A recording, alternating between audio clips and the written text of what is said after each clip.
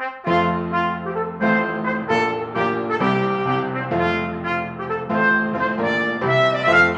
and welcome to Politically Incorrect Knitters. My name is Anne Pinkava, joined by the lovely Deplorable Knitter and a special guest today. But before we get to that, we are sponsored by Chicken Lady Fiber Arts. You can go to chickenladyfiberarts.com and get 20% off your order with the code BLUE. I have to remember now, Blue Hen 20 PIK. You think I could get through without stumbling? Never. And you can get beautiful yarns such as the Politically Incorrect Knitter colorway. Very nice. And last week's giveaway, which is tweet us on Facebook, which is this beautiful green. And the winner is Hallowed Angel. So Jen, congratulations. I will forward your address to Anne so that she can mail that to you.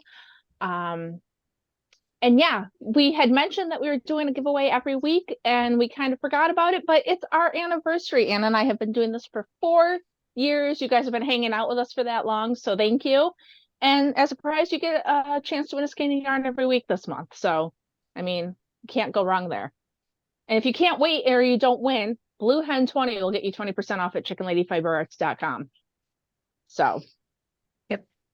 And this week's giveaway, which you can enter by commenting below, is You David, which has these little white speckles in it, which are very cool. Very cool. So make sure you comment to enter. That's the only way to win. And yeah. So this week we have a very special guest. It is Michael F. Kane. Is the F important? Well, there's a rather famous movie actor whose name is Michael Kane, although he spells it differently. It's just easiest just to go with Michael F. Kane to help that internet search a little bit. Fair. I didn't even think about that when I said it. I think it's because the spelling's different. It didn't even dawn on me. So thank you for joining us this week. We're excited to have you. It's a pleasure. Thank you. It's Frozen again. So why don't you tell us a little bit about yourself? Tell us who you are, why we're here, all the important info. Well, my name is Michael Kane. My day job is I lead and take care of the music at my church. My night job is writing science fiction. I've done a bunch of different. No, go ahead. I'm like, well, let's see. What do we want to know? Put you on the spot. I'm sorry. No, that's fine. I think we just lost Anne. She'll come back. This happens sometimes. Sorry. No, I'm a bit of a jack of all trades. I'm a musician. I write. In a past job, I did product photography. I do a little bit of a lot of things kind of well, but I'm not really a master of anything. So I'm not really sure that's a good thing, but it's enough that I can get into trouble in a lot of different things. So, but yeah, I've been trying to write for many, many years. And you'll find a lot of writers will have a story like that, where they've got that one story that they just really had to get out. Well, this is not that story for me. Really? That story has still not come out. I've been trying basically since college, and it's not science fiction, it's fantasy. And I think 3 or 4 times I've tried writing it. And the last time I was like, okay, I'm not good enough at writing yet, so I need to write something else. So kind of over the course of a day, I came up with a new concept and went totally into that. We can talk more about that later if we want, but that's kind of how, writing and telling stories has always been a desire. But this was the time it finally stuck, and okay, I can do this. I can finish the project. It was originally going to be a trilogy. They're sitting back over here. It was originally going to be a trilogy, and I realized as soon as I started writing the second book, I was like, this isn't how this needs to be formatted. So I went through, re-looked at that outline, and it's 6 books. So when you suddenly Oh, realize geez. instead of 2 more books, it's like, oh, I've got 5 more books to write. It was a You pretty big, barely made a dent. yeah, it was kind of a, oh boy, okay, let's buckle down. But it's 5 books in. There's 700,000, about 700,000 words now, which is right about the length of the Bible. I think the Bible's like 730,000 or something like that. So it's a pretty big block of text now at this point. So I'll hopefully be finishing up the series in the next year, and that'll be the biggest project accomplishment of my life for sure. So That's really excellent. So this wasn't your story that you set out to tell. You have something else in your brain that's what you've just. So how does that happen? You're like, well, I don't understand. well, so like I said, you'll find a lot of writers will say they've had that story that they've been noodling around with since they were a kid or a teenager or college or something like that. Like I almost every writer you talk to is going to say something like that. And I mean, you could even argue that that was Tolkien, since he spent, basically his entire life trying to write the Silmarillion, and it didn't get published until after he died. So you can kind of argue that that's really common. I'm reading wise, I'm probably more of a fantasy guy than science fiction guy. It's like reading, my bookshelf is not behind me like most people when they have a camera. You can see my other nerd hobbies in the back there. My bookshelf is over here, but you're You're going to not the find guy who has to have your most, leather bound books behind you and in complete collection. there's my board game collection, and there's my Lego street I've been working on for a few years. So my other hobbies right there. But I'm more of a fantasy guy, and kind of that story that's been bouncing around is fantasy.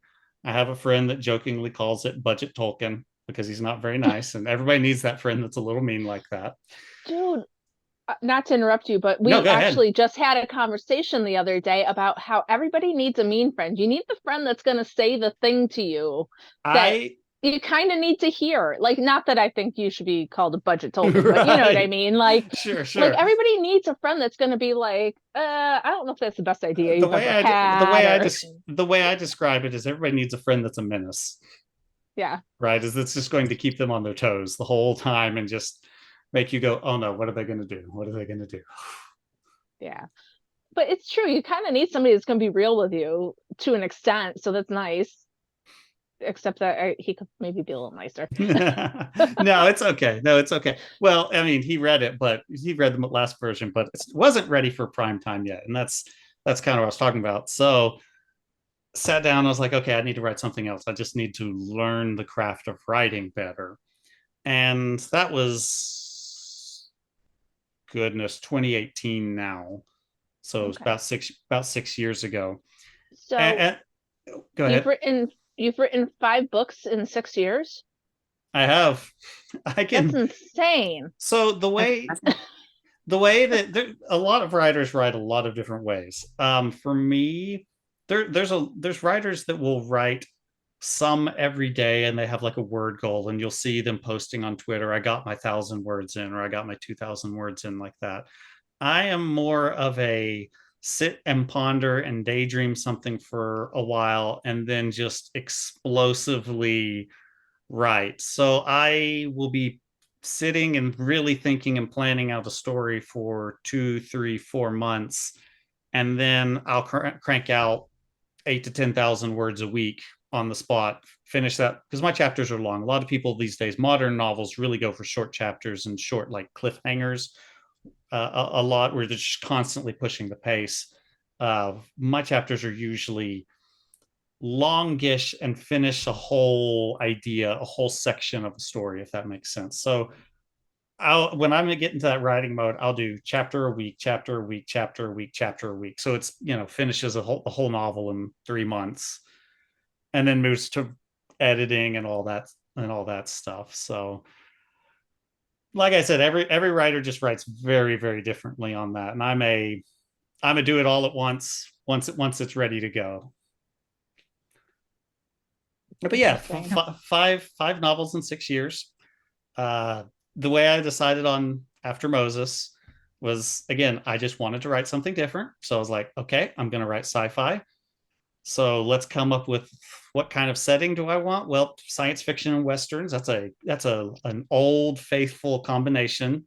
So let's go with that. Let's go with a group of people on a ship, misfits on a ship, as I call the trope, things like Firefly or Cowboy Bebop and some other things like that, where you put a group of eclectic people together on a ship, you send them out on adventures. Maybe by the end of it, they save the world. Right? That's kind of what I call that misfits on a ship trope. So let's go with that. Why are we going to have it Western? Westerns, why is this sci-fi setting kind of dusty and in decline? Okay, so let's come up with this backstory. There was an AI utopia, and it failed. And the AI's name was Moses. And so it's after Moses. And that was over the course of like an afternoon. And I started writing the next day. And by the end of the week, I had the first chapter pretty largely unchanged. I ended up going back and adding one scene and doing some adjustments. But I tend to plan out whole scenes and things very well. So I'm not the kind of writer that has to do massive reworks and massive edits. When I finish a book, it's mostly intact, mostly readable and complete. Sometimes some minor adjustments, but so yeah. So After Moses came about simply because I needed to write something. Now it's not lessening it. I love it. I think it's good, and I'm very proud of it. But it's not the one that's been bouncing around in my head. That's still someday. I don't know if it's next yet either, but it's someday. That's Well, interesting. just to interrupt you here. Go Okay, ahead. I've been reading it in preparation for the interview, but also because haven't said before, but we met in Katie Room's chat. We've interviewed her before. If you haven't seen the interview, check it out. It's very cool. But Michael kept mentioning his book, and I'm like, wow, that sounds amazing. Why haven't I read this? And it took having you on the show for me to finally get reading it. And sincerely, I love this book. Even though, I mean, there's a lot more books that could go downhill from here, Michael. Who knows? But no, you were talking about having longer chapters. So I grew up watching a lot of, Star Trek, Star Wars sort of things, but love Star Trek growing up. And it was very much end of a long day, plunk down and watch your favorite spaceship. This is not time travel, of course. But it has, because you have the longer chapters, you get a little bit of that episodic feel. It's a group of freelancers. So it's like, okay, so it's a new mission, it's a new scenario. Everyone, so in that way, every chapter runs a little different. I love how it's, okay, this one's a train heist, but the next one might be a little more horror inspired, a little more tension build up. It's like, okay, fun one, we're having good, and through that you have the character development. And again, just been loving it. It's just so much fun. Like, I enjoy it so much. So the quasi serial or quasi episodic nature, right? That's very deliberate in the first book. It's a little less in later books. The later ones, although my chapter links and the chapters being a hard stopping point remains the same. The episode of the week sort of thing was very deliberate for the first one.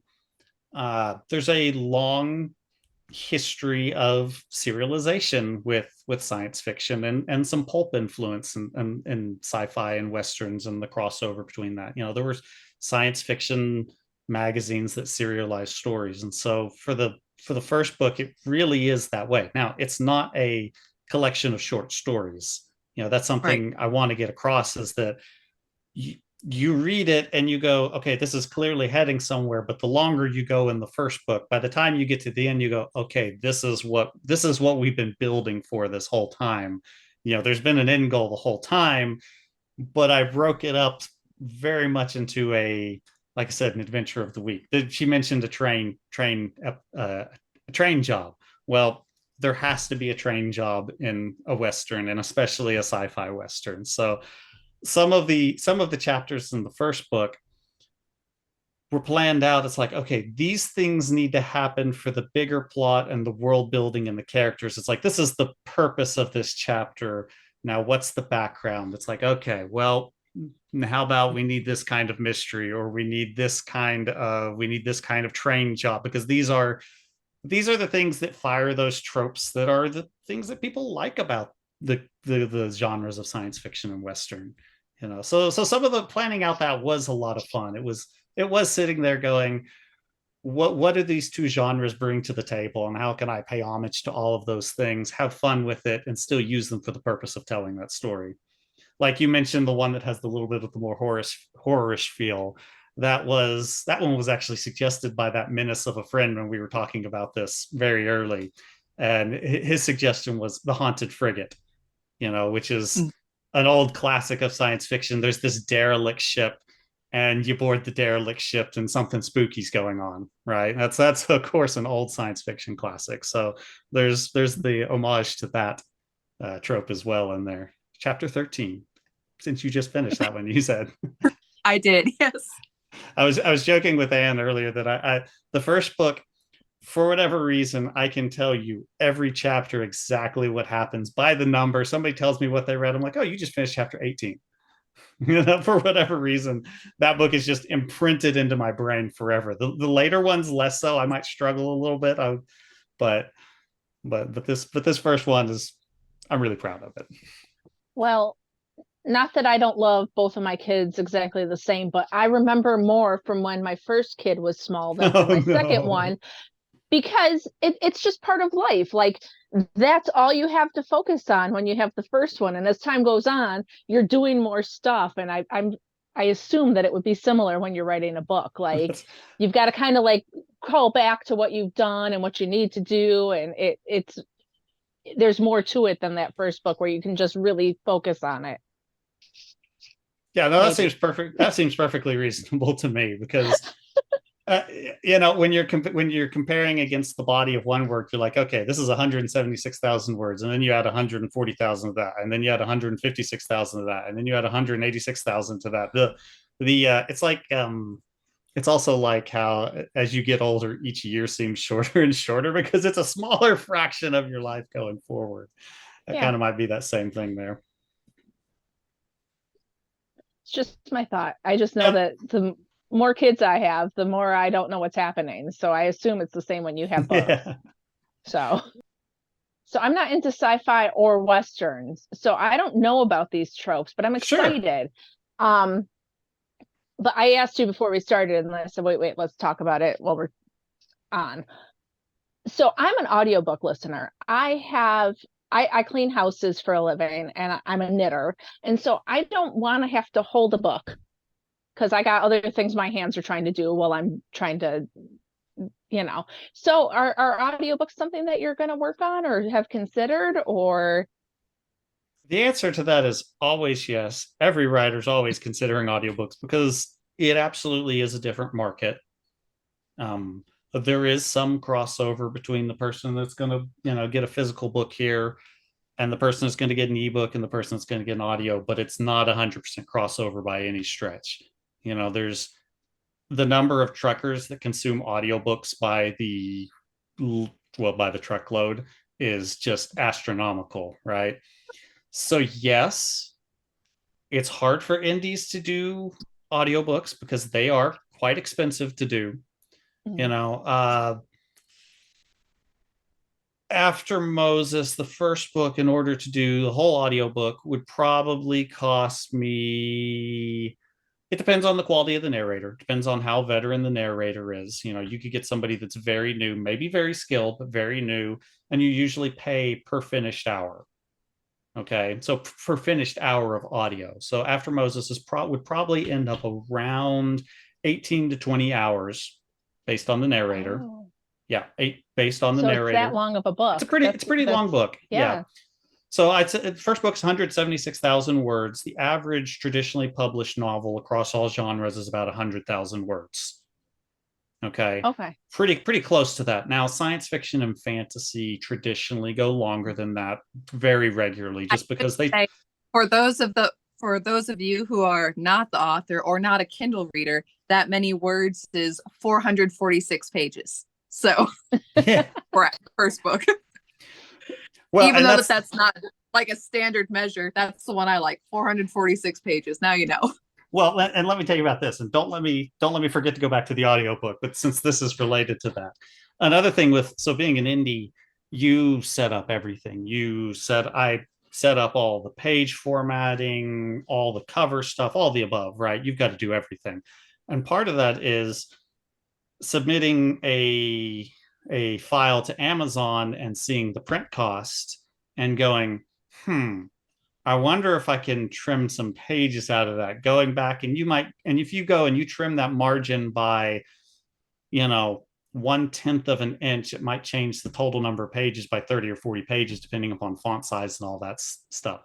So the font size on that physical book is a little smaller than average too. So if it was printed like a traditionally published, like mass-produced novel, it would probably be like 500.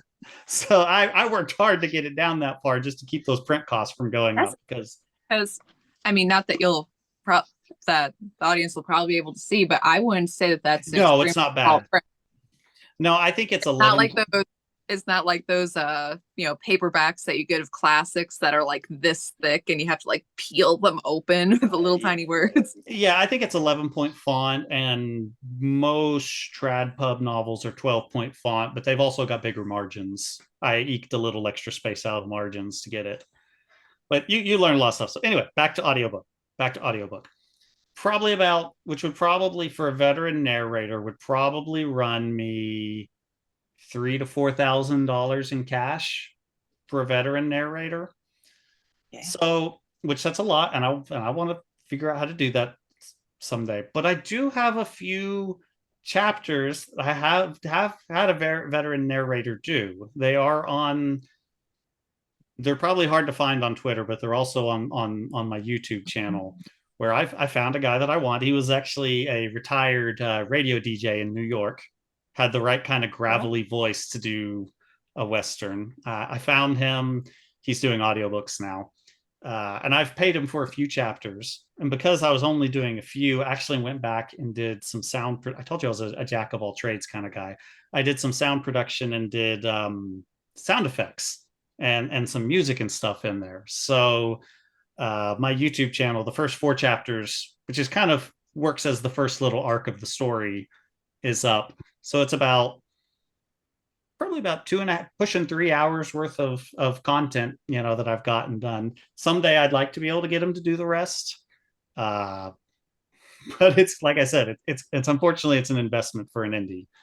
It's hard, and I know that like I have a Audible membership, and I know that I've like started books, and now they're all using that like virtual voice. I despise it, and I know that that's probably a much more economical way to go about doing it, because sure, but I get wanting to have the person that is the character in your brain actually narrate it, because that virtual voice, even though it's better than it used to be, you can still tell it's not real. It's got that like tinny quality.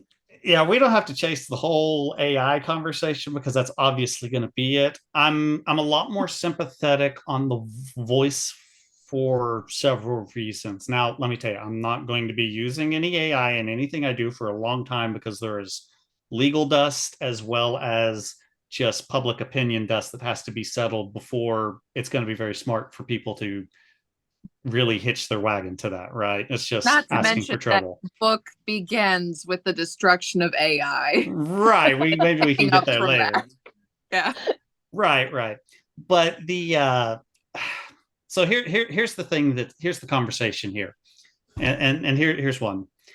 For people that are blind and have little access to books, because Braille books are rare and expensive, we have had e-reader type technology for a long time that they've just been able to use internet and websites and things like that. The quality's garbage. It's not good for narration, right? Right.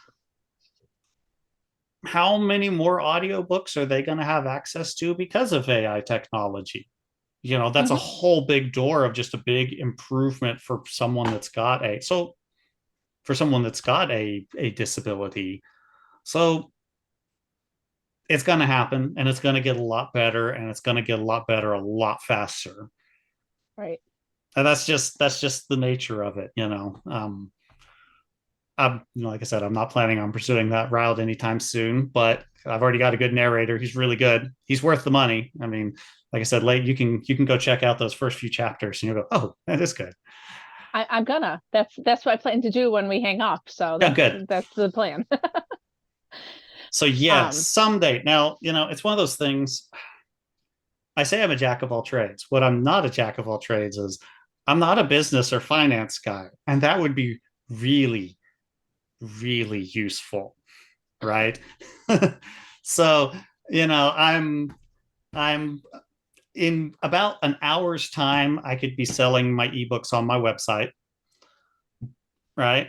But the government makes that very hard to do. That involves all the tax licenses and all that kind of stuff. And sometimes I just got to sit down with an accountant. I've just got to sit down with an accountant and say, okay, I've got to figure out how to make this happen.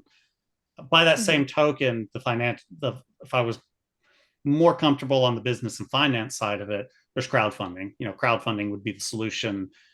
Trying to raise a couple $1,000s for an audiobook isn't particularly prohibitive or particularly difficult. Right. That's not a huge ask. That's not someone asking $80,000 for, a whole comic run or something like that. So maybe someday. Right. Maybe someday. It's interesting. So you did all of this on your own. You wrote it. So as an indie guy, how, like, do you still have like an agent or a editor or someone that, not an agent, but like an editor that you work with that says, this section's crap and this doesn't make sense, or is it like your buddy reads it and gives you like, how does it work? It works however you want it to work. Okay. If you want to pay someone $500 or $1,000 to edit your manuscript, there's all sorts of editors out there that'll do that. They'll do a good job. That's not in the budget. I've got a group of friends, and my chief editor is my mother, and she has cleaner, better prose than I do. She has that novel bouncing around that she hasn't finished yet, that someday I'll bully her into finishing it, but time, that takes a lot of time. And then you'll sit there with a red pen and do her notes. It'll right. work out. Yeah. So we go through, we sit there and we read it. Our process is we literally just sit there and read it together, and we fight over it. We have fights, and there's things I tell her, no, I'm not changing that. That stays. But it's interesting though, because like I think that a lot of people are familiar with you write a book, you submit it to somebody, they read it, they give you feedback. So it's not the same when you decide to do it on your own. You kind of just, it could be you could do it like that. I have a Discord with some writing friends that I've had for a number of years, that they are usually the first readers. I'll finish up chapters, edit, do my editing on it, and they'll usually be a few chapters behind me, but they'll be the first ones, and they're usually, so there's three kinds of editing, right? There is developmental editing, which developmental editing is usually, this story doesn't make sense, or this was lame, or this is a problem, this doesn't logically flow, right? So a developmental editor is the first one. The developmental editor helps you make a good story, right? So those guys, for the most part, end up doing most of the developmental editing just as we're talking about it as it's being written. The next kind of editing, and it's usually kind of done in order. Now, there's some people, professional editors, that really do all of them. But the next kind of edit is a line edit. Line edit looks at the language of the text. Like, is this a good sentence? Line by line, is it a story that makes sense, but is the story being told well at a granular word by word sentence level? So that's what my mom and I usually really fight about, is the line edit stuff. And then the final kind of editing is a copy editor, and copy editing that's your proofreading, that's making sure all the formatting is correct. Just is it right in its final form? It's fixing your last typos, fixing your last misspelled words, and things like that. So that tends to be, and my wife is the final copy edit usually. She's usually the That's really last one cool. going through to with a fine tooth comb finding things. And say all that said, there's always still something else. Somewhere in the first chapter of the one that Anne has right there, I think there is probably an extra comma, like a space, comma, space, that's just wrong where it's not supposed to be, that I've recently been informed of. In the first chapter, the book has been out for like 5 years, and that's the first time somebody just showed it to me just a couple weeks, like a couple days ago. I'm like, how is this still there? How has nobody pointed this out to me? So you swat those forever, just about. But that's the case in traditional published work too. I think TradPub, the acceptable allowance for errors is one typographical error per 10,000 characters. I can't remember if it's 10,000 characters or 10,000 words. Might be 10,000 words, which would mean After Moses would be allowed 17. If it was published by you name it, Penguin, they'd be fine with 17 typos in the book. They wouldn't care about. So yeah, that's a never ending process. Never ending. That's interesting. But so then that's one sense. That's a good thing about being an indie, is that I can just update it. I can just go through, update my files. I usually wait until I get a couple things, and once every few months, I'll just upload new versions of the file, and it just quietly goes live on Amazon. So that's what I was going to ask you about, though. So you've got all of some sort of master copy of all of these that you've submitted to Amazon, and then when Anne orders it or something, do they just print one? Like, how does that? There's like not a stock of them somewhere, right? Right. So Amazon does print on demand for indies, and there's some other people that do it too. You can get some other printers to do it through Amazon. It's most economical just to do it straight with Amazon to keep there from being an additional middleman. That really helps the profitability per copy. But yeah, if Anne goes, clicks buy, it will it'll, in today's day and age with computers, I'm sure it's all automated and computerized. What's doing the printing, it's bound, spit out, it probably ships the next day. That is just crazy. It's really cool, but it's amazing. It really is. It really is. And it's like, you can talk all you want about Amazon being evil in other ways, but the fact that they have made it economical and easy for anyone to publish is really quite amazing. Now, there's a downside to that, in that there's the number of books published per year now is something like somewhere between 250,000 and 500,000 books published total across all nonfiction, fiction, trad, indie, everything. So you look at 500,000 books being dumped on Amazon every year. The discoverability problem is always the chief difficulty of the indie. It's saying, I'm here. Yeah. Way in the bottom of that pile of everybody who's done a book. Yeah, that's going to be hard. There's some other issues with Amazon too and being found. And one of the most frustrating one is probably the way they do categories. So, if you're just shopping on Amazon, you can see things are in all these subcategories, and that's across all products. That's not just books. But there's some weird problems with the categories on Amazon. Amazon doesn't really police those at all. And so you see things like big publishers cheating and putting their book in categories it doesn't belong in. And so they'll be ranking high in these categories that's just not your category. I'm sorry. That's not where that book belongs. But when I was looking at your book earlier, it was ranked so much in colonization subgenre sci-fi. I'm like, whoa. I have really wish it would put it in sci-fi western. That's what I have listed when I get to pick categories, but Amazon will put it in different categories. And for the life of me, Amazon won't put my books in sci-fi western. It puts it in colonization science fiction, which is not really about like founding colonies. It's about colonies that are already founded.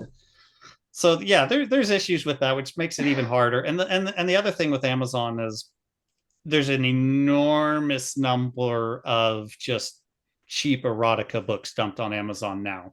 And so a lot of categories are just chock full of just trashy short little throwaway novels, right? Mhm. Amazon doesn't police those to their own category, which they should be, right? They absolutely Yeah. should, because you have a different market. Somebody that's looking for a science fiction Western isn't probably looking for science fiction Western themed erotica, which is one of the big problems with Amazon right now in their categories. So It is really bad because my mother-in-law loves to read things on her Kindle, and like mm, I will be helping her load books on, and like I have to like put Christian in the title because otherwise like I'm sitting there with my mother-in-law and all the smut is coming up and I'm like, yeah, oh my God, I'm gonna die. Like, can I just like I don't want to talk about this with you. I don't want to see it.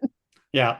It's an ongoing problem. So basically, Amazon is great at printing and shipping the book and having a storefront for an indie.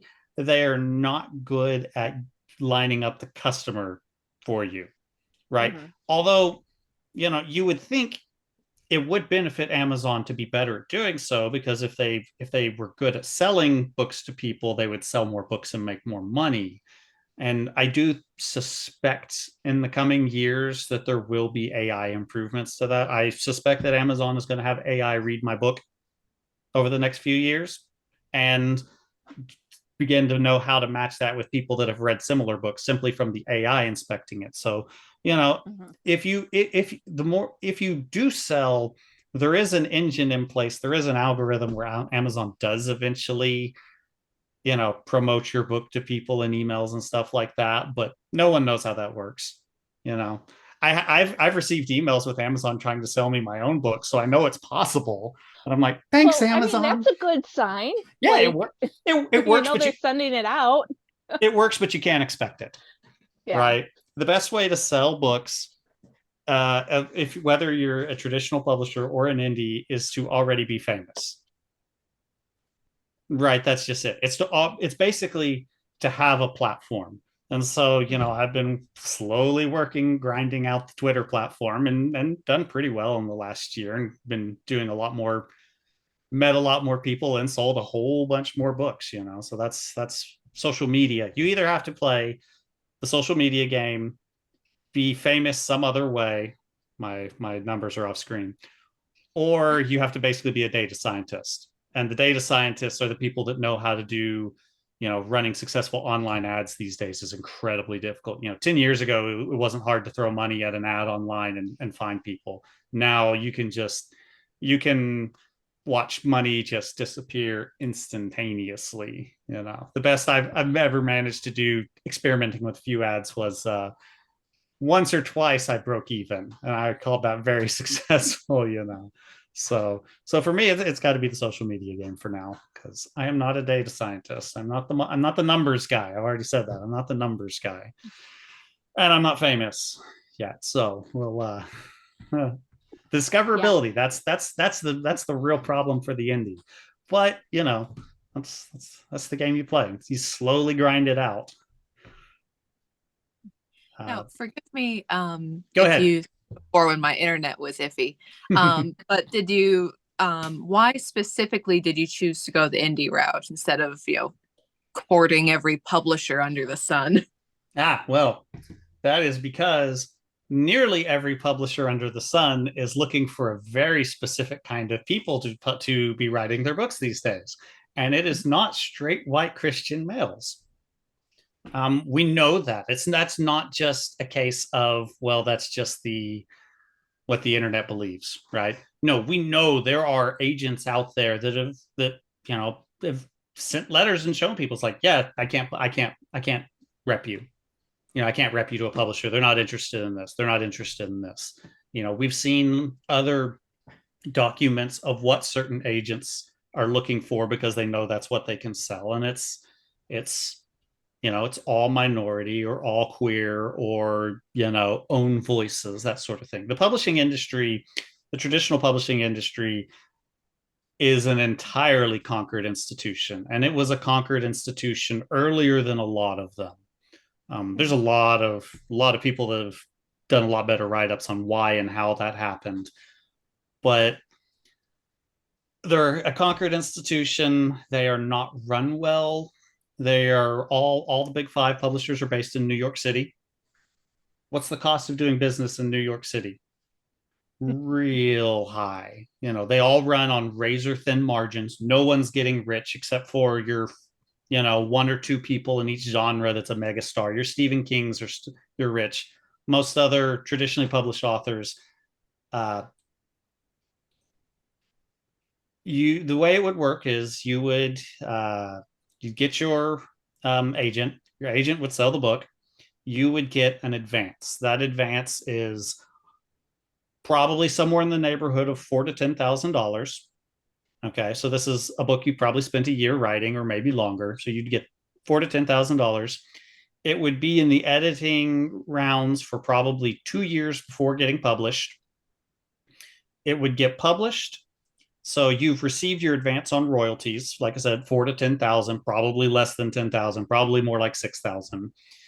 And most books never earn out their advance. Will never sell enough to earn out their advance because the traditional publishing industry, they basically survive entirely on the big names and back catalog, the things like Tolkien and classics, and the things that will continue be selling in a century from now, right? Those make most of their money.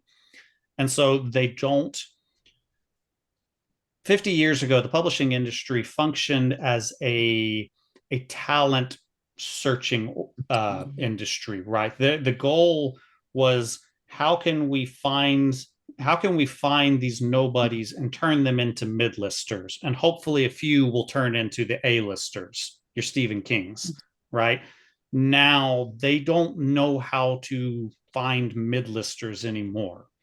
So the all of the profit comes from the top end, which means they've got all these little people that there's no marketing, there's no push for it.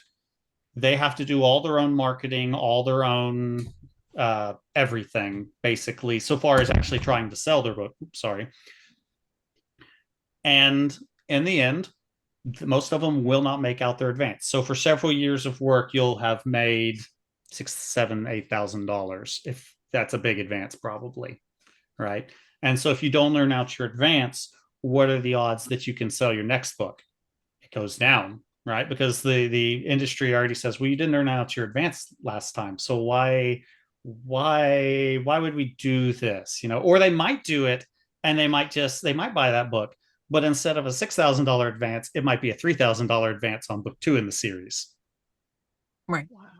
Right. So it's really, really a terribly run industry. But they're not interested in me. That's just that. You know, and the other thing is the publishing industry for decades now has really been strongly geared towards women readers. Right. There's this myth that men don't read. And you can argue that there's some truth to it, but part of the truth to it is that they're not the publishing industry isn't writing books that are catered towards men very much anymore. You know, it's just the simple fact of the matter is the majority of books are just they're geared towards women because the editors are women. Most of the CEOs of the publishing houses are women. They're just a bunch of blind moms basically writing for each other, and nobody wants to read that, or not nobody, but certainly no guys. So why indie is they're not interested in me, and I wouldn't have a lot to gain from going traditionally published, right? I'd get the chunk of money and that would be it, right? I'd still be trying to fight for every sale in order to earn out that advance in order to keep going. So, you know, as an indie, my biggest expense is covers, you know, which I think they're very good. I think they're very nice. You know, cool stuff. I pay a lot for them. You know, there's all sorts of philosophies on how much an indie should pay for covers. I pay a lot for them, you know, because for me, that is a permanent long-term investment. That cover doesn't go away.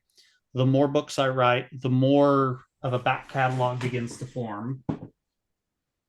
And what that means is, well, as I find new readers, I now have all of these high quality covers, all of these books And the odds of somebody, readers are very, very, very loyal.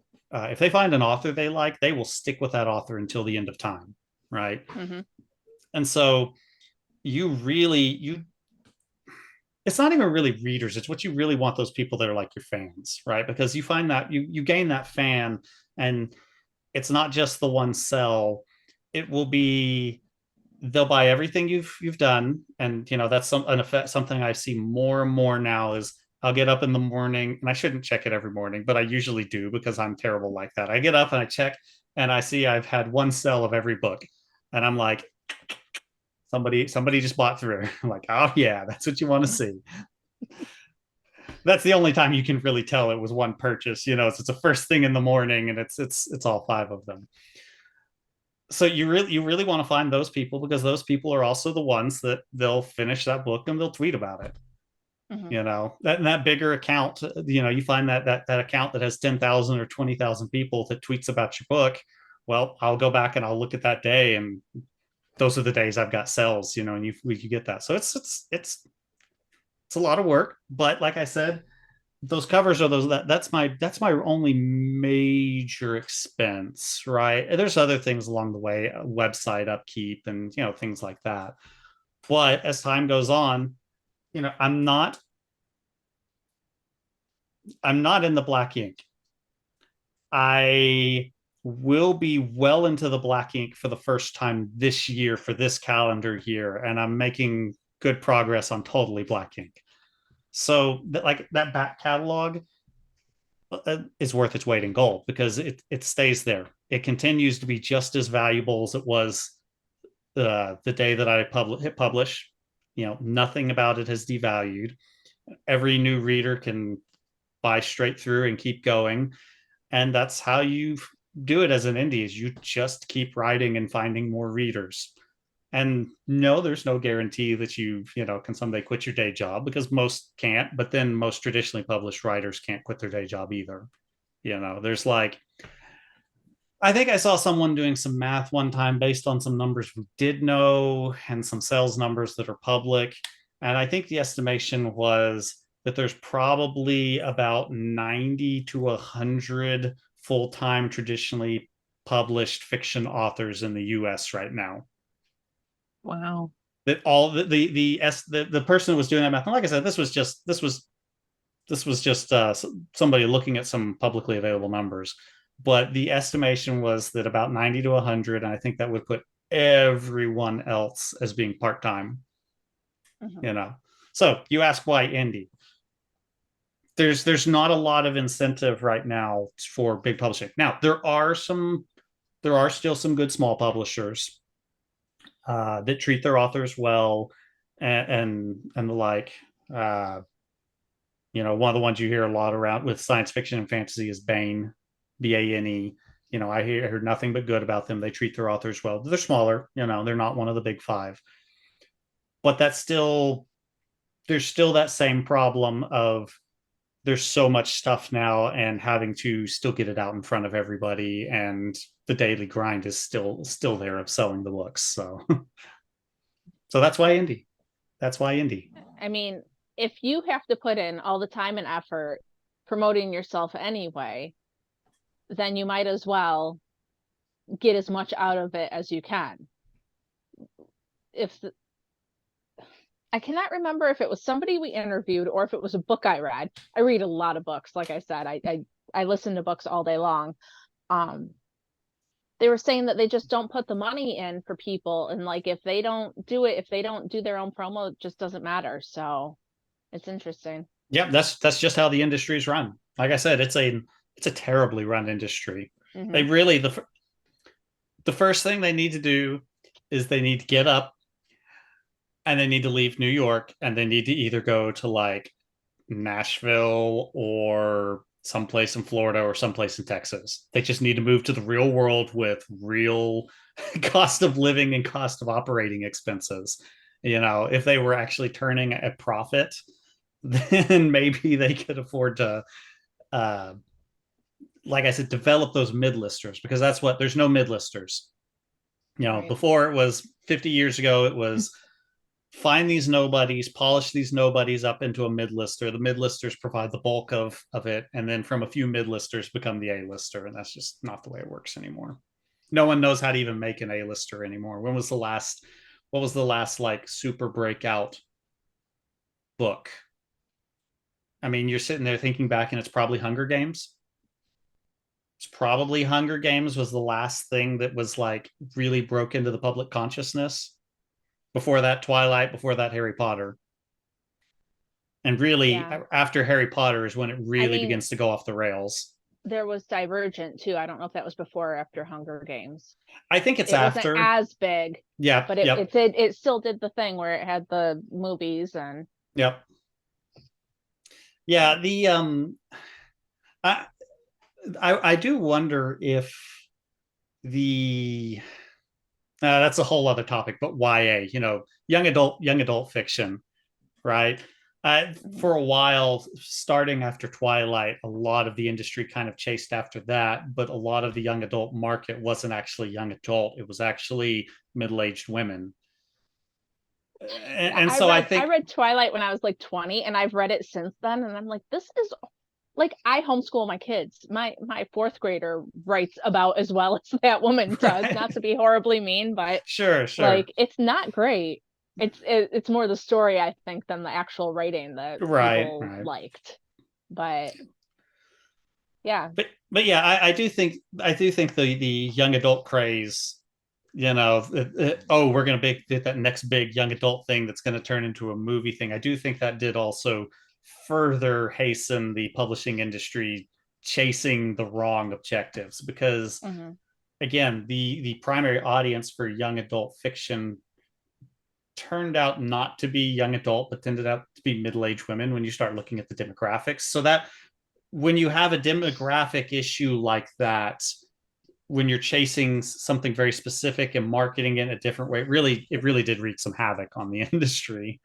Yeah. So, well, and I would say an interesting thing about, again, haven't read farther in the series, but interesting thing about your book is that it is, I would say, very broad appealing. It's like, well, there's no, saying that the publishing industry would say, oh, well, there's not a market for this. It's like, it's a group of people from a bunch of different backgrounds in space having adventures.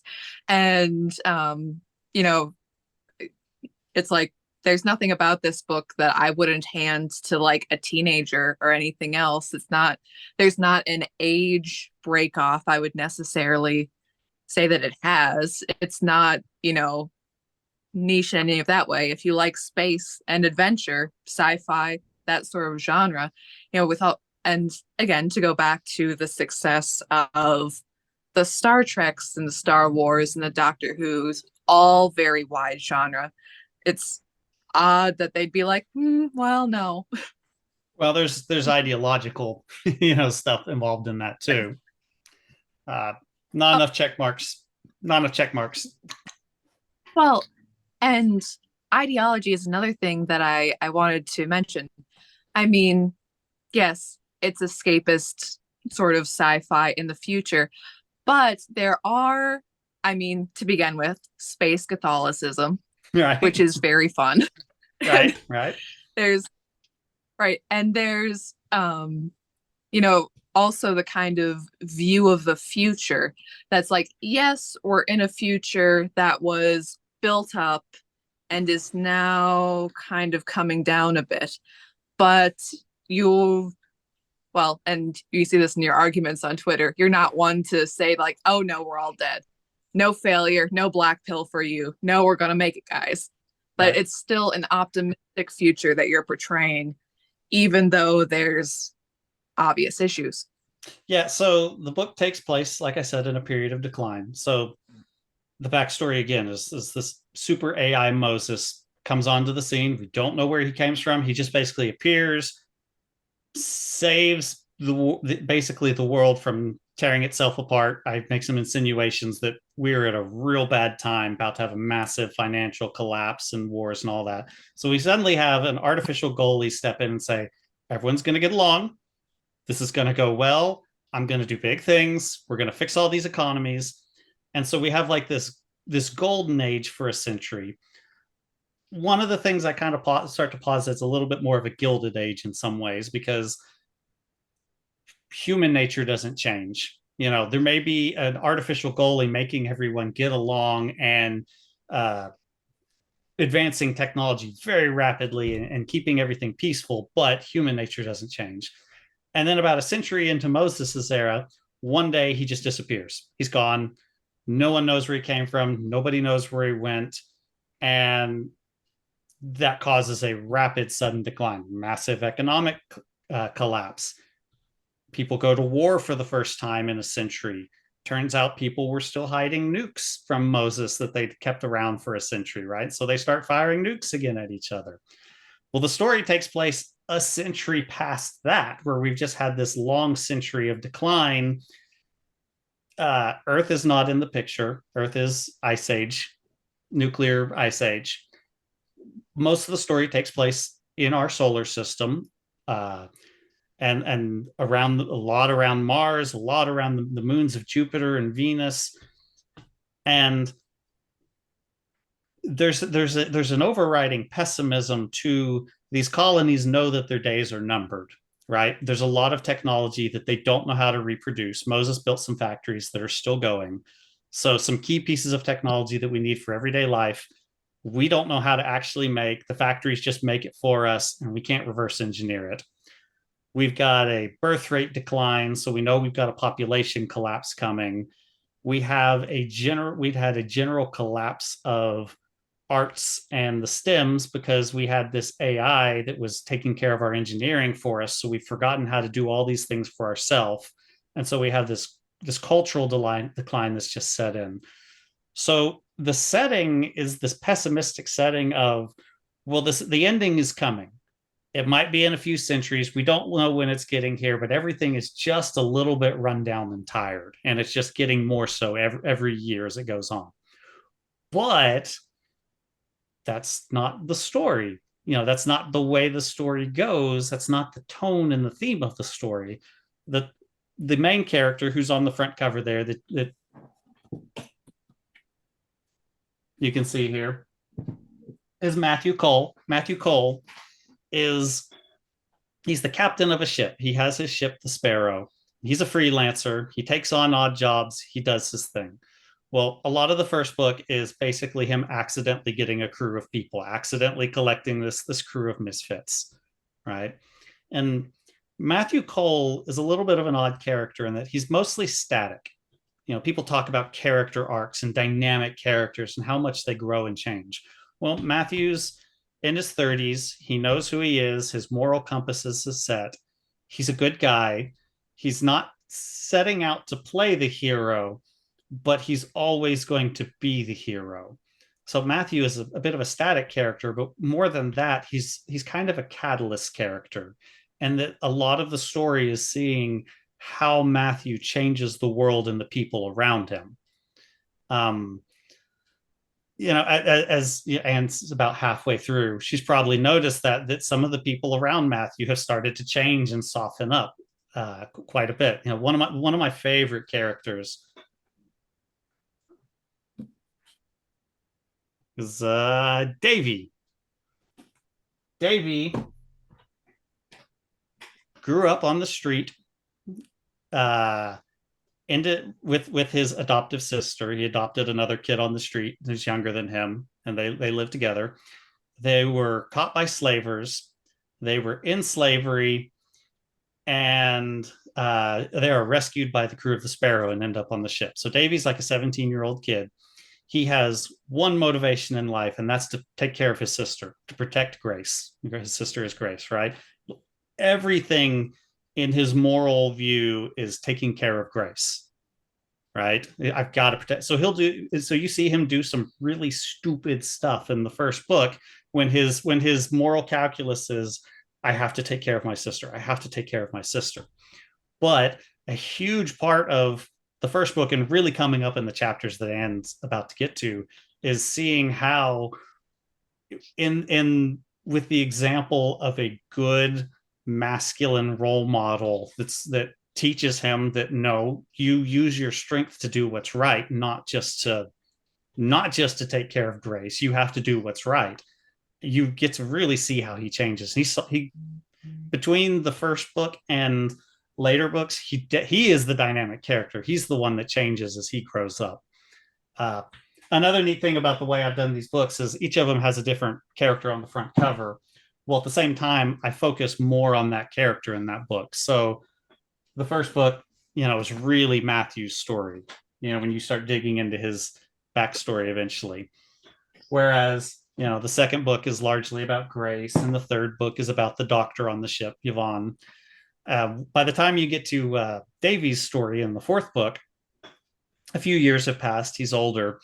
And I realized very early on that in order to show how Matthew had really, really changed this young man, that I would have to remove Matthew.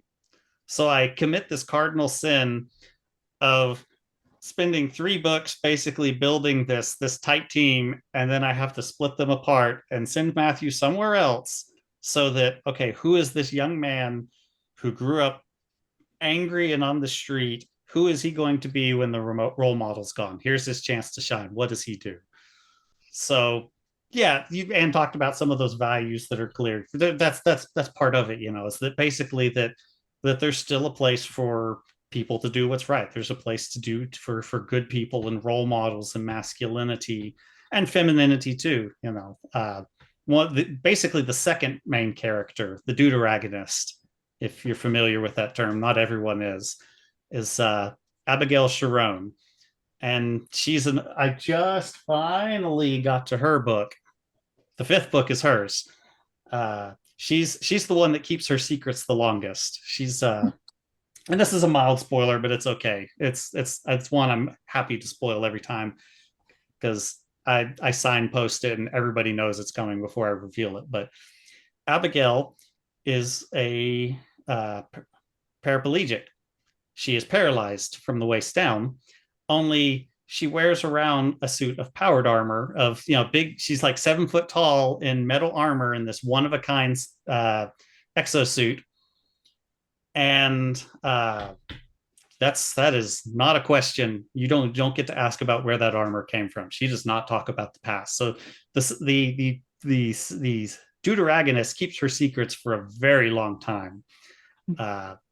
But there's also, like I said, she's also got this a little bit softer feminine side that gets to come up on occasion, despite being the bruiser of the team, the big one that's the big bully that beats everyone up. Right. Because which makes her, it's a worn out thing. It's like, okay, girl boss is this, girl boss is that. It's like, okay, so you have this gal in a mech suit who she's incredibly strong, but it's not like she's a glass cannon.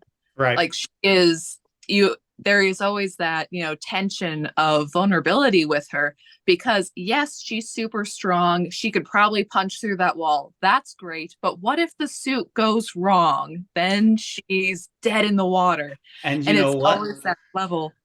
Yeah. And you know what?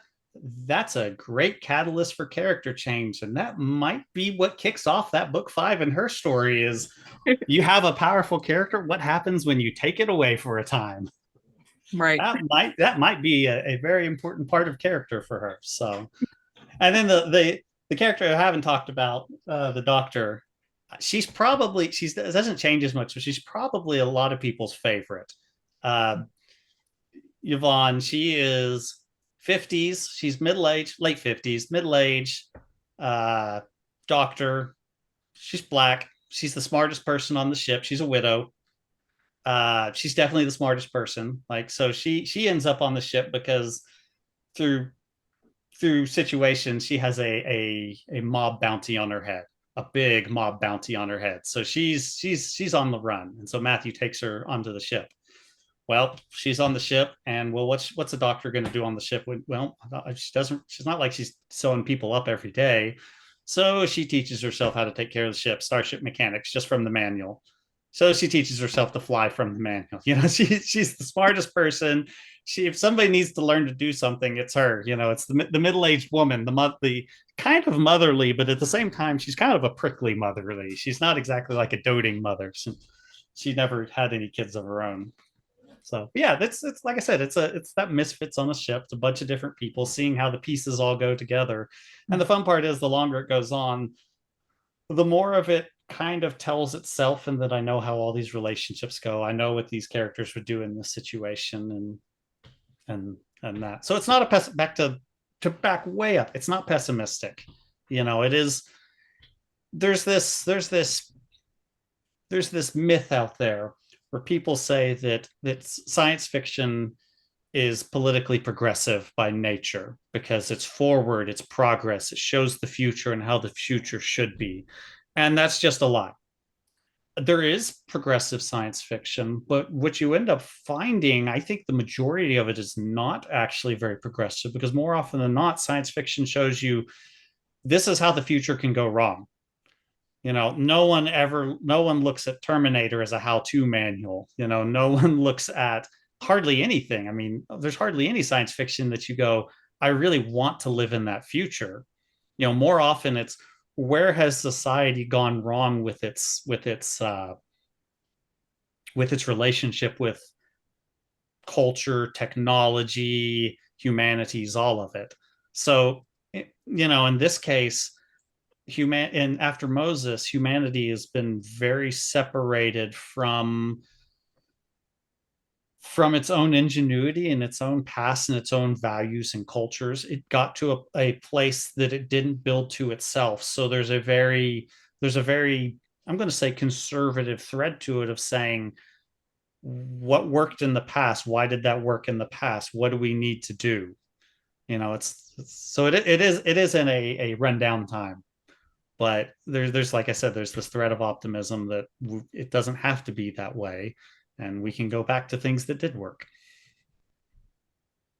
That's really, I really want to read it now. Like, even if we can't get an audiobook, I might just have to break down and actually read it. But I cannot remember who it was, Anne, but we interviewed another science fiction author that was very much about, this is optimistic. This is, the guy had a family. It wasn't about him cheating on his wife or it was, he is happy. He is a good guy. He has good morals. And it's just, you're talking about some of the exact same things that he was, that, I think curious who that was. Saying that now. I'm curious who that was, if you can remember. I will figure it out. Give me a second. But it's just one of those things where, when we spoke, you know who I'm talking about, right, Anne? He had the Legos in the, I guess all the authors have Legos in their background. He was talking about building.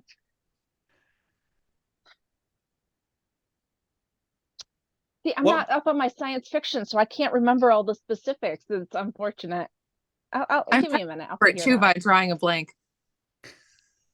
But anyway, my point is that it's just interesting that,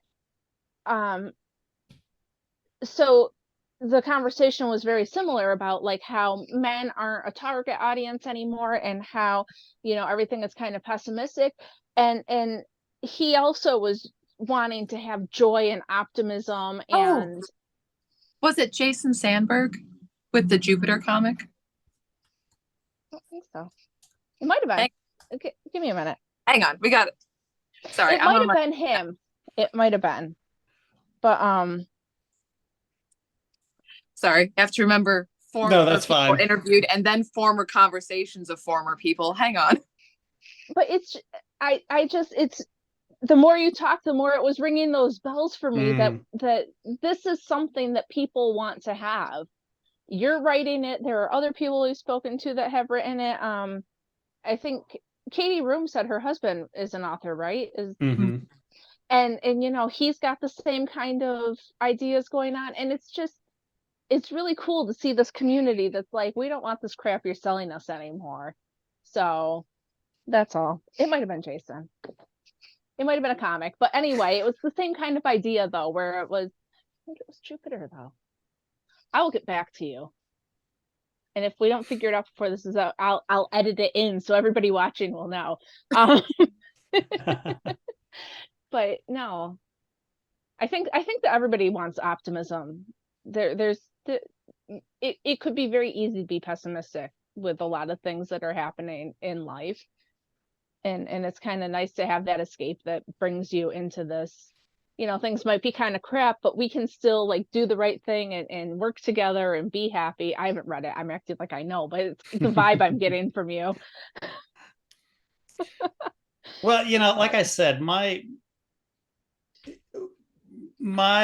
literary roots are less in sci-fi. Like I've read a lot of the sci-fi classics, right? I grew up reading Asimov, and I've read some Arthur C. Clarke and Ray Bradbury, and you know, a lot of those guys. But really, my philosophical literary roots are in Tolkien, you know, and if I had to pick a single if I had to pick a single piece of writing that's like the most influential on my life, and I'm going to say not the Bible, you know, I'm going to disqualify that. I'm going to say a non-Bible massive influence on the way that I think. It's this essay from Tolkien that's entitled On Fairy Stories, right? And this essay was based on, I can't remember if it was one lecture or a series of lectures.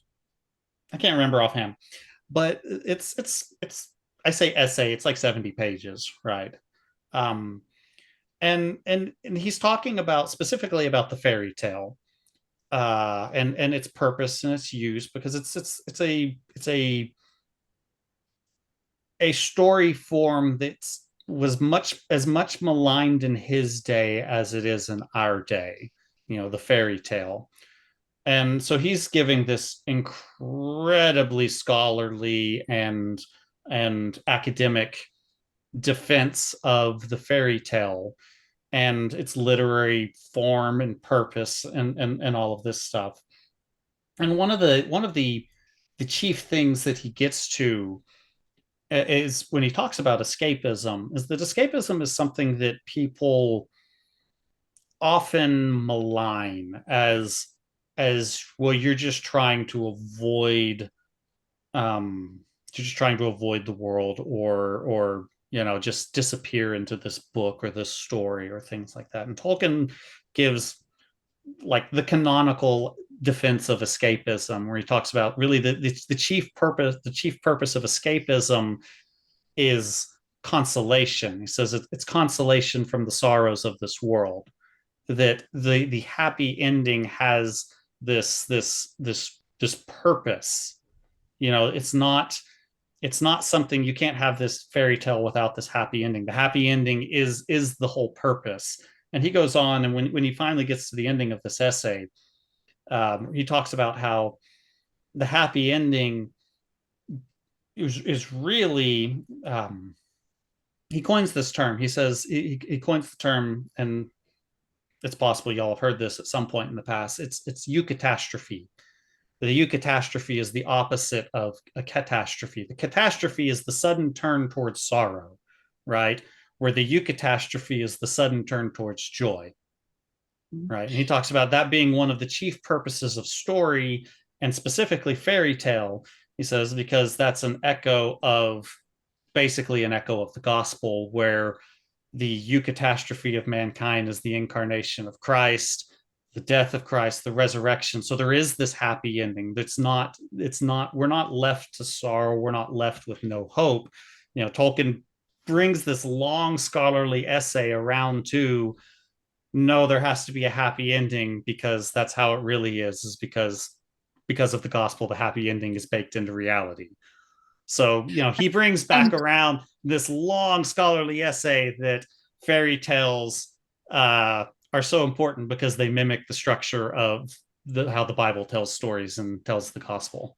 So, yeah, that's and I say that's probably the most influential piece of writing, nonfiction writing, on the way I think about telling stories. So, spoiler alert, it's not a downer ending.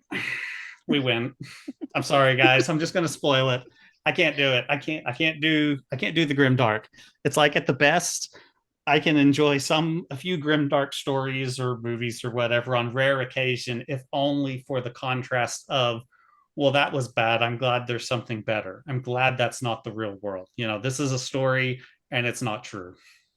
Right. Right. And I find so often that people are like, oh, well, even fairy tales. What's very popular now? The modern fairy tale retelling. What happens Mm, every time? It's actually, deconstruction. yeah, it's actually not all that nice, and everybody's a jerk, and everybody has the same kind of moral code where they're all out for themselves. And it's kind of like how they do medieval movies now, where it's all gray and nobody bathes and everybody stabs each other in the back and they're all sleeping around. That's the story. That's what it is, because that's what quote reality is. And the idea that pessimism is always true is the same that optimism is always true. Like, they're both untrue. Well, not in the final, Sure. thing of how God writes the story, but if I walk around life thinking that it's either all good or all bad, it's like, not now. And you might think being overly optimistic is ridiculous, but it's like being overly pessimistic isn't true either. That, and again, many people in conservative circles say it's all over, it's The done. black Once pill it is goes, real. yeah, once it goes downhill, it's never coming back again. I'm like, and I'm over here saying, I'm not saying that things won't totally suck, but I'm also saying Czechoslovakia used to be a communist country and now it's not.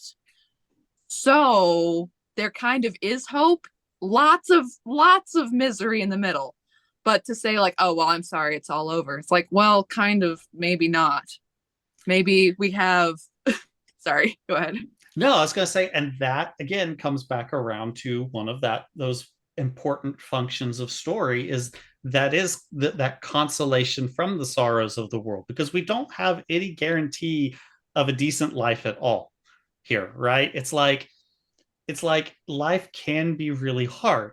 And that is part of what that escapism that Tolkien talked about being so important is. It gives, there is this outlet, there is this fictional reminder that that's not all that there is to reality.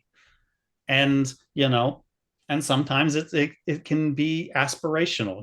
It's like, no, I want to, oh my goodness, I saw this story yesterday.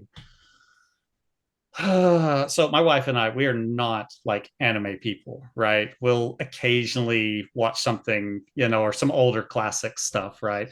But the big thing last season that everybody was talking about was this show called Frieren. Okay. And we watched the show and it was very good. It's about this elf who's immortal, who she was part of the party that saved the world. Only they save the world and time goes on and all of those people start to die and she keeps living on because she's immortal.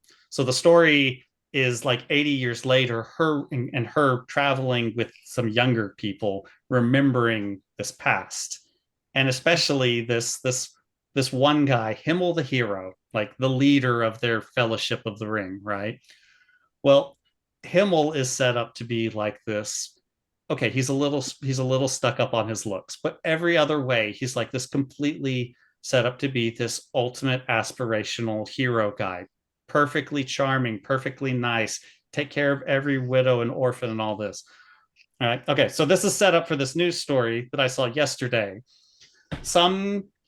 There was some knife attack in public in China that some guy stopped, and he said that he did it because he said Himmel the hero would have stopped the guy. So, and that's a silly story to think that this guy was thinking about anime in this moment and he helped stop this knife attack that was going on, right? But at the same time, story shaped the way that he thought about the world, and that in that moment and even afterwards he was thinking, you know I should do this. And the reason he did it is because a story was making him think about how he should live his life. So there's an element of that story which is kind of funny, right? Because it's a little silly, but it is a very good example of why story is important, and why we do need good stories, why we need aspirational stories and optimism. It can be dark. The story can be dark. Like I said, the time period is dark in my story. Things aren't going right. People are pessimistic in general. but and where I'm getting now to the end, everything's about to totally come undone. It's like, oh, here it goes. But that's not all there is. It's not all there is. There should be, like I said, the eucatastrophe in most stories. That Tolkien talks about, the sudden turn towards joy. So 6 years later, I'm almost to that turn, but things are still getting worse for a little bit longer as I write this sixth book. It's just such a neat way to look at it. Look at this. I mean, yeah, the whole story can't be sunshine and roses, but to know that you've got a plan for a happy ending. And is it weird that you're writing your last book on this series? Like, are you going to miss them? Yes. This is definitely the last book. The first, I think one major problem is when stories don't end. You keep trying to write more stories, and eventually everybody's mad because they think Luke Skywalker is an old loser on an island and grumpy, and not the hero they thought he was. So stories do need to end. And this is the last story with these characters, like, for sure. The first line of the chapter 1, the chapter opener of book 6, I'm pulling it up over here. Here's the first line. All things under heaven come to an end. Just making sure everybody knows that this is the end. So yes, it is ending. And I don't know what I'll write. I've been kind of batting around a couple of ideas. One thing I've definitely thought about is I hear people talking about wanting good middle grade adventures, kind of directed at boys and girls, not necessarily, because there's plenty of stuff, like I said, directed to girls. It's almost all directed to girls. So that's one thing I've kind of thought about, maybe scaling back the age, doing shorter, kind of a middle grade series of adventures. But I haven't decided for sure yet. I do think there's a need for that. When it comes time, if you need pre-readers, I have a couple of middle-age adventure lovers, so that's cool though. Yeah, no, I understand it's time for it to end, but you've spent 6 years like thinking about these people and stuff. It's got to be like a weird transition to think about, like, they're going to be done now. When I actually finish and I'm sitting there going, this story is done, I might get to that point. I'm not there yet because I've still got most of the book to write. Yeah, it's still in the middle of it. So So how far are you in this last one? Not as far as I want to be. Okay. But I have actually been working with the artist the last couple of weeks for the cover. And so in previous, a lot of people wait until the very end to get their art done. I like it really early because I like it just sitting there looking at me as motivation and inspiration. It's like, oh, you've already invested this much money in it. Now you have to write it. I really do honestly think I'm right at that point. It's about to just go poop and just start writing, just start like flowing out. But I've been working on the first several chapters for a while, just trying to get back into that groove. It's hard for me. Some writers can work on multiple projects at once and they'll bounce back and forth between a bunch of different things. Nope.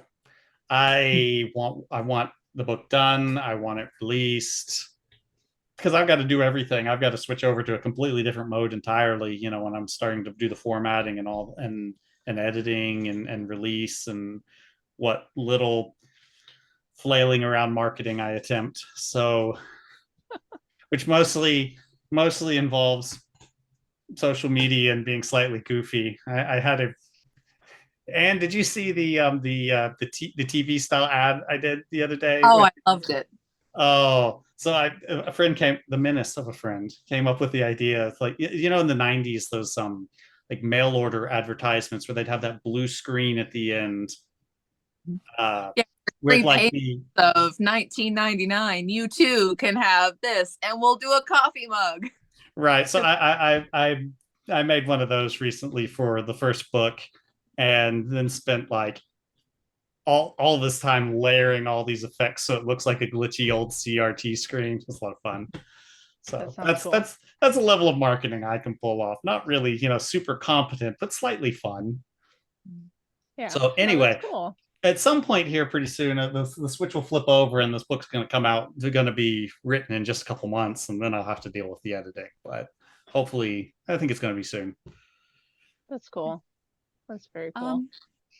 I have a question of how much time do you spend in all of that doing research? I mean, this is in space. Space has definite rules. How much of it is space stuff versus, it's like, okay, I have to figure out, is this feasible? Is this... Yeah, so science fiction runs the whole gambit. People talk about how hard of sci-fi it is. Hard sci-fi, like true hard sci-fi, there's some guys out there that they do all the numbers. It's like they do math, they figure everything out. Hard sci-fi, it's everything isn't just plausible or presented as plausible. It should be possible according to what we know. There's not a lot of hard sci-fi out there. On the opposite end of it, you have Star Wars, which has the Force and space wizards, right? And spaceships flying around modeled after World War II dogfights because George Lucas loved World War II movies, right? And there's nothing wrong with that. This isn't any kind of shame on one way or the other. So there's kind of this sliding spectrum of stylization to hard sci-fi. After Moses isn't hard sci-fi. It's not super stylized either. It's more that there's some things that I stylized and then I worked backwards and figured out kind of how am I going to justify that. I don't do an awful lot of numbers, but there's a lot of things which are kind of close, if that makes sense. So travel times are about right. Or the thing that I do the most research on, or in the past, is the setting. So After Moses takes place in our solar system, and mostly on different planets and moons out there. And I present those as accurately as I can. So, for instance, Europa is one of the moons of Jupiter. And we have strong reason to believe that Europa is a moon, has warm saltwater oceans under its surface. And so Europa is presented as an icy planet, but the most of the colonies there are agriculture because they're pulling up liquid water and just desalinating it. So they've got ready water supply there. So that's what I went with there. Or Titan is one of Saturn's moons, and Titan has this really dense atmosphere filled with methane. It's so cold that Titan has liquid methane seas. Right? We've seen it with the Cassini spacecraft we put around there. And so Titan, the colonies there pull hydrocarbons out of the sea, send them up to orbital refineries where they refine them into plastics and fuel and things like that. Or Venus. Venus is massively hot, dense atmosphere, high pressure. It's basically a hellscape at the surface. But at about 50 kilometers up, it's at 1 atmosphere, basically pressure. It's about 140 degrees Fahrenheit, which means that breathable air is buoyant at that altitude. So you can, and NASA's written up these mission proposals of sending blimps to Venus where the breathable air would be what's buoyant. And so I have cities that Moses made floating in Venus's atmosphere at that little narrow band. So there's all these things that I've presented that maybe my solutions on how it would be done aren't quite as good as the hard sci-fi guys, but the places are pretty real. We visit Enceladus in book 3.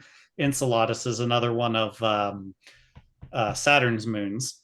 It is the brightest, most reflective object in our solar system because its surface is nearly pure water ice, right? But the cool thing about Enceladus is it has cryovolcanism. There is basically ice volcanoes that take the form of massive geysers. We have photos of this from that same Cassini spacecraft. So we have these beautiful photos of this ice planet with like ice geysers that the ice it's ejected so fast that the ice glitters out into space, right? So when we visit Enceladus, you can be darn sure that I'm going to make a point of that they get to see the ice geysers, that they get to see the cryovolcanism, just little things like that. So yeah, I've always had the philosophy that there's a lot of things that I can get right with 5 minutes of research, and I can. So why wouldn't I spend 5 extra minutes to get this one little thing right? Because maybe most people that read it aren't going to know that Enceladus has that cryovolcanism, right? But the people that do are going to go, "Oh, that's right. That's real," right? Uh, and so there's no reason for me to miss things when I've got the internet in front of me and all the information that's ever existed is at my fingertips, including information about knitting. Yes. So Well, before the knitting though, okay, I love you when you describe these things, you do it very lovingly, not overdone. You're not going like, okay, move on from the sand dunes here.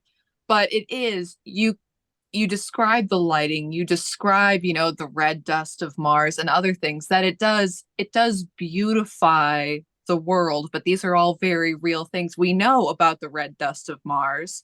Well, he's standing there and the sun is setting. What does that look like? And it's another, like you said about, the how is it pronounced? Eucatastrophe. It's yeah, like, oh, all this is happening, but we do have these beautiful planets in our solar system. Well, let's explore them, even if we're only doing it now through, what we have from NASA, but also, in fantasy. What would that be like? Is it's a lot of fun. yeah, it is. It's like we have this amazing backyard with all of this cool stuff. And, for science fiction that wants to go out where no man has gone before, totally great. Start making up stuff. Start imagining the what if, right? But After Moses was a good opportunity to, like I said, kind of explore our backyard in some ways. I'd have to go back and count, but the episodic nature, especially of the first book, really lets us go to all these different places in a row, keep moving on and seeing new things for a long time. And so, yeah, this is a little bit of a love letter to our backyard. But Very as cool. you were saying, also knitting in Yes. space, since this is a Yes. knitting podcast. So, yeah, exactly. So, book 5, there was knitting involved, right? Somebody learns to knit.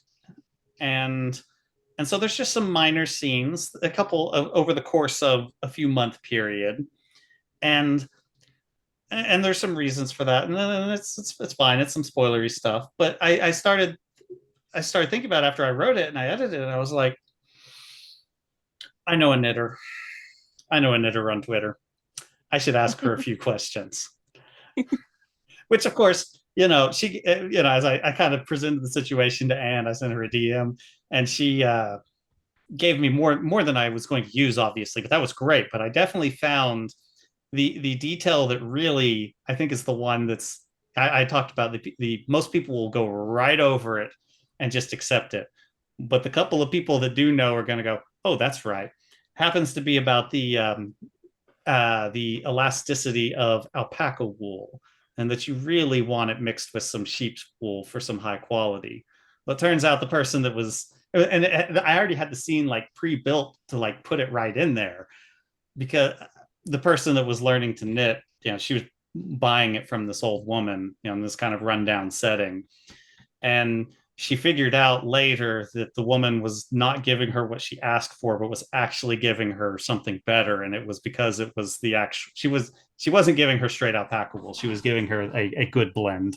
So, and it was just a little thing to work in, right? And it was already in the story that she'd been getting something better than she'd been paying for. She figured out this old woman was taking care of her. But when I went back, I was like, okay, I can work these. Yeah, there we go. There.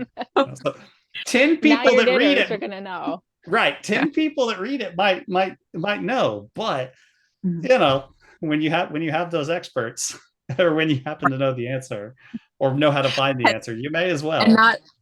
not to anger any pure alpaca fans in the chat. It's like pure alpaca is lovely, but drapey.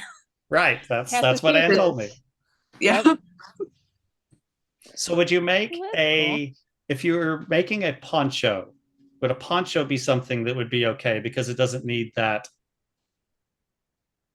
You said it Yeah. doesn't retain its elasticity very well, especially like after it gets wet, you were saying, or through repeated use. Right. That some fibers, yeah, like wool loves to be stretchy. Mhm. Alpaca really doesn't. So yeah, if you want any sort of stretch to stay in, if you want it to stay close to your head, if you want your socks to stay up, So socks and hats do not need to be pure alpaca wool, is what you're saying. No. right. Okay. Or I mean, No. I guess a hat is okay because it has gravity to help it, but it won't like It's going to be a little loose and floppy. right.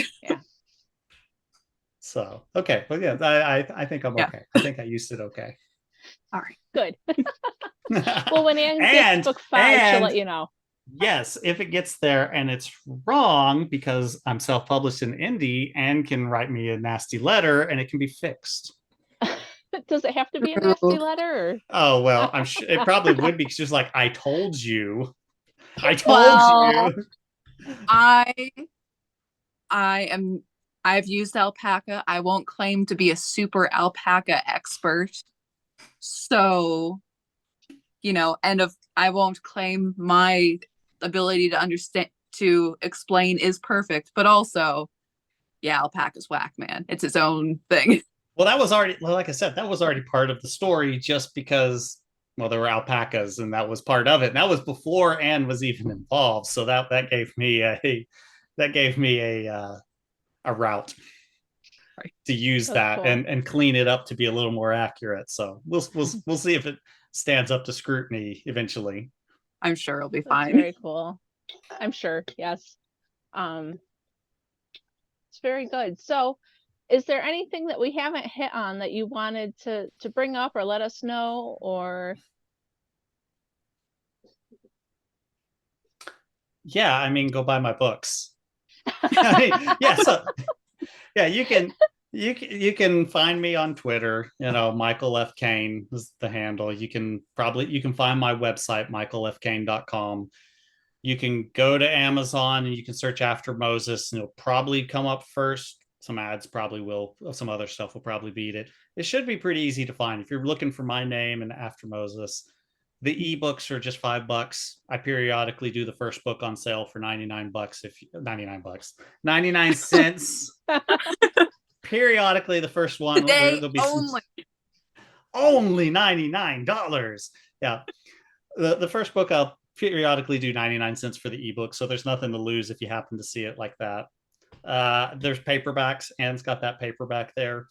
They're $17 and $16.99. One of them is slightly shorter, and it's a little silly that there's one book that's slightly cheaper, but I decided to go ahead and have it slightly cheaper because the cost of print was a little less. So that was a decision I can make as an indie that TradPub certainly wouldn't. Yeah. So that's very cool. And there's technically, if you really, really love hardback, there's technically hardbacks. They're very expensive. They come from a different printer. They're retail at $34.99. Eventually, when I figure out how to not make the government mad at me and I sell them on my own website, they'll be much cheaper because there won't be 2 middlemen involved. So if you just got to have hardbacks, they're there. But I recommend waiting until I'm selling them on my website, because then you'll get a signed copy for a whole lot less than $34.99. And I'll make more money from it too. I'll make like a lot more money if there's no middlemen. So win. So, yep. But if you got to have the hardback, cool. It's there too. Oh, and your YouTube channel with the audiobook, is that the same? Michael F. Kane. Yeah, that's been a little bit. Maybe. I think so. I'm just gonna search Michael F. Kane on YouTube and see. Yes, yes. If you just search Michael F. Kane, Kane, you'll be able to find it. Very good. Very good. Yeah, the channel comes up first. And so those first 4 chapters. There's a cool little trailer also that's there that's kind of got the opening of the first book, so you can get a sample of the narration and kind of the style of the world. So you can check that out too.